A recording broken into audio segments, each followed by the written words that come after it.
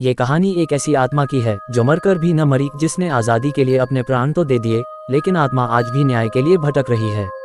मातंगिनी देवी एक बूढ़ी स्वतंत्रता सेनानी, जिन्होंने अंग्रेजों की गोली खाकर भी तिरंगे को नहीं गिरने दिया, लेकिन उनकी आत्मा को आज तक चैन नहीं मिला। क्या उनका बलिदान अपनों की गद्दारी की भेंट चढ़ा था? क्या वो आत्मा अब बदले की आग में जल रही है?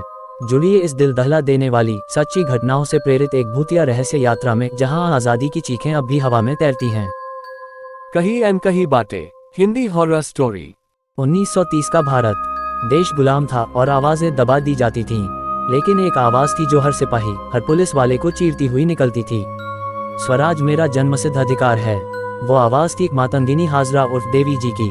हाँ, 72 साल की उम्र में भी वो हाथ में तिरंगा लिए आज़ादी के नारों के साथ निकल पड़ी थी। अंग्रेज अफसरों को उनकी यह हिम्मत चुभती थी। गोली चलाओ, और गोलियों की बौछार में एक बूढ़ी औरत गिर गई, लेकिन तिरंगा नहीं गिरा। उसकी मुट्ठी में झंडा तब भी लहराता रहा जब उसकी सांसें थम गईं। लेकिन क्या कहानी यहीं खत्म हो गई? नहीं, वो गांव जहां मातंगिनी देवी मरी थी, तमनकुर गांव, पश्चिम बंगाल। हर रात 12 बजे लोग कहते हैं, झंडा लिए एक बूढ़ी औरत की परछाई सड़क पर चलती है। वंदे मातरम, वंदे मातरम। उसकी आवाज़ ठंडी हवा में बहती है, लेकिन वो आवाज़ इंसान की नहीं लगती। पागलपन है ये। मैंने सोचा, मैं एक पत्रकार हूँ, अन्वेषक, रहस्यों को उजागर करना मेरा काम है। मैंने तय किया इस गांव में एक रात बितानी ही होगी। क्या मैं तैयार था उस रात के लिए? शायद नहीं। गांव के किनारे एक टूटा सा बंगला था। लोगों ने बताया वो आखिरी बार इसी बंगले से निकली थी और फिर वापस नहीं आईं। मैंने यहीं डेरा डाला। रात के 11:57 बजे ठंडी हवा कमरे के हर कोने में घुस गई।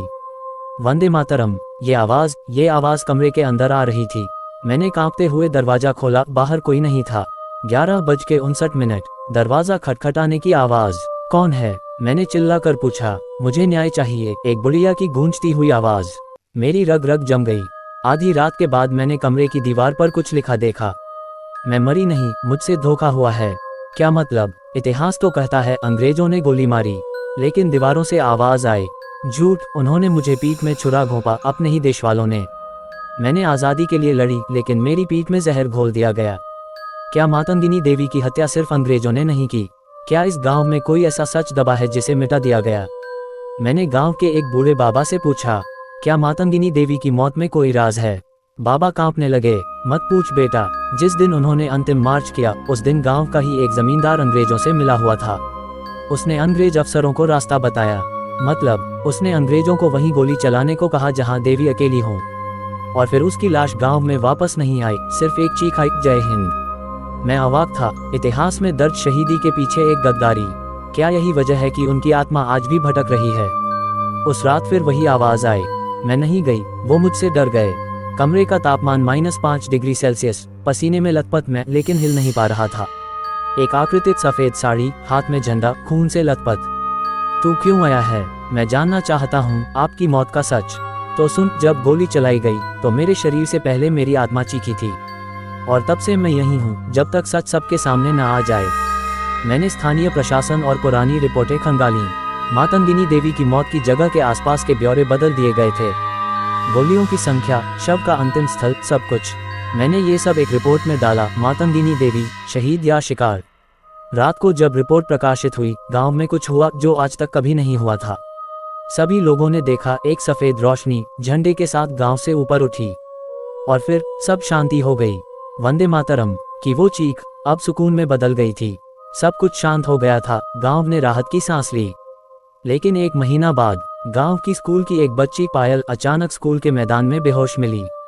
जब होश आया तो बस एक ही बात कहती रही, ग्रेटर दैन। मैंने एक दीदी को देखा, झंडा हाथ में था। वो कह रही थी, तुम मेरी बात आगे बढ़ाओ, सच बताओ। गांव के बुजुर्ग फिर डर गए, क्या आत्मा लौट आए? लेकिन मैंने सोचा, नहीं, ये डर नहीं, ये एक संदेश है। शायद मातंगिनी देवी अब हमें जगाने आई हैं, ताकि हम उनके अधूरे आंदोलन को पूरा कर सकें। मैं फिर उसी बंगले में गया। इस बार अकेला नहीं, मेरे साथ गांव के 5 युवा लड़के लड़कियां भी थे। हमने वहां दीप जलाया, और फिर एक अद्भुत घटना हुई। कमरे में धुआं भर गया, और सामने एक आकृति उभरी, वही सफ़ेद साड़ी, वही खून से सना झंडा, और आंखें, वो आंखें जैसे 100 साल की पीड़ा बोल रही हों। तुम लोग मुझे देखने आए हो, या फिर भूल जाओगे जैसे इतिहास ने भुला दिया था? मैंने कांपते स्वर में कहा, आपका बलिदान व्यर्थ नहीं जाएगा, हम आपकी कहानी सब तक पहुंचाएंगे। वो मुस्कुराईं और धीरे धीरे धुआं हवा में विलीन हो गया। उसके बाद गांव में बदलाव आया। स्कूल में मातंगिनी देवी के नाम का एक कोना बना। हर साल उनकी पुण्यतिथि पर सत्य संकल्प यात्रा निकाली जाती है। लेकिन एक अजीब बात आज भी होती है। जो भी सच्चे मन से वंदे मातरम कहता है, उसे लगता है जैसे कोई उसकी पीठ पर हाथ रख रहा हो। क्या वो मातंगिनी है या फिर ये बस भावना है? लेकिन मैं जानता हूँ आत्माएं वहीं लौटती हैं जहाँ उन्हें सच्चा सम्मान मिलता है। उस रात जब गांव वालों ने पहली बार दीप जलाया और प्रतिज्ञा ली कि अब से हर साल मातंगिनी देवी को सम्मान देंगे, तब कुछ शांत था। लेकिन तीसरी रात गांव का ही एक आदमी हरीश नाथ, जो जमींदार के खानदान से था, अचानक पागल हो गया। वो चिल्लाने लगा, ग्रेटर देन वो आ गई है। वो मुझसे कह रही है तुम भी गद्दारों की औलाद हो। छोड़ो मुझे, बचाओ, कोई मुझे बचाओ। उसे बांधकर गांव के पुराने पीपल पेड़ के नीचे रखा गया। और फिर रात 2 बजे वो हवा में उल्टा लटक रहा था। उसकी आंखें फटी हुई और शरीर से एक ही आवाज निकल रही थी, ग्रेटर देन वंदे मातरम, लेकिन तुम्हारे लिए नहीं। अब गांव में डर फैलने लगा। हर सुबह मंदिर के सामने किसी औरत के पैरों के पगचिन्ह पाए जाते, लेकिन वो सीधे नहीं, उल्टे होते थे, जैसे कोई आत्मा पीछे की तरफ चल रही हो। बूढ़े पुजारी ने कहा, ग्रेटर देन, अब आत्मा शांत नहीं, क्रोधित हो चुकी है। ये सिर्फ न्याय नहीं चाहती, अब ये हिसाब चाहती है। गांव की बुजुर्ग महिला शारदा, जो कभी मातंगिनी देवी की सहयोगी रह चुकी थी, उसने एक चौंकाने वाला सच बताया। ग्रेटर देन, मैंने देखा था, गोली लगने से पहले वो चिल्लाई थी, देश मुझे मार रहा है, अंग्रेज नहीं। ग्रेटर देन, उन्हें गोली मारने वाला सिपाही गांव का ही युवक था जो अंग्रेजों की नौकरी में था। अब गांव को समझ आ गया, ये आत्मा अब सिर्फ शांति नहीं, अपने हत्यारों की संतानों से जवाब चाहती है। गांव के बीचों बीच एक पुराना शमशान है, जहां पर मातंगिनी देवी का अंतिम संस्कार कभी नहीं हुआ था। उनकी लाश अंग्रेजों ने जब्त कर ली थी, बिना विधि, बिना विदाई, बिना सम्मान। कहते हैं, ग्रेटर देन, हर पूर्ण आत्मा को मोक्ष मिल जाता है, लेकिन जिनका संस्कार अधूरा रह जाए वो आत्मा लौटती है और तब तक भटकती है जब तक उसकी चिता पूरी न जले। गांव वालों ने चंदा जुटाकर शमशान में एक प्रतीकात्मक चिता बनाई, लेकिन जैसे ही आग लगाए, वहां से एक भीषण चीख सुनाई दी, अब भी पूरा नहीं हुआ, मेरी अस्थियां वही हैं जहां खून बहा था। और उस रात गांव के बीचों बीच जमीन में से खून बहता पाया गया, जैसे किसी ने चीख चीख कर जमीन से बाहर निकलने की कोशिश की हो। मैंने पुरानी ब्रिटिश फाइलों को खंगाला और एक चौंकाने वाला नक्शा मिला, जिसमें दिखाया गया था कि मातंगिनी देवी की मौत के बाद अंग्रेजों ने उनकी बॉडी गांव के पुराने कुएं में दफना दी थी, ताकि कोई भी उनके शव को क्रांतिकारी श्रद्धांजलि न दे सके। मैं उस कुएं तक गया, साथ में एक पूजा मंडली और 11 गांव वाले थे। हमने मंत्रोच्चारण शुरू किया। जैसे ही पूजा पूरी हुई, कुएं से एक बूढ़ी औरत की हड्डी की बाहरी कलाई ऊपर आई। हाथ में था भारत का तिरंगा। पूरे गांव की रूह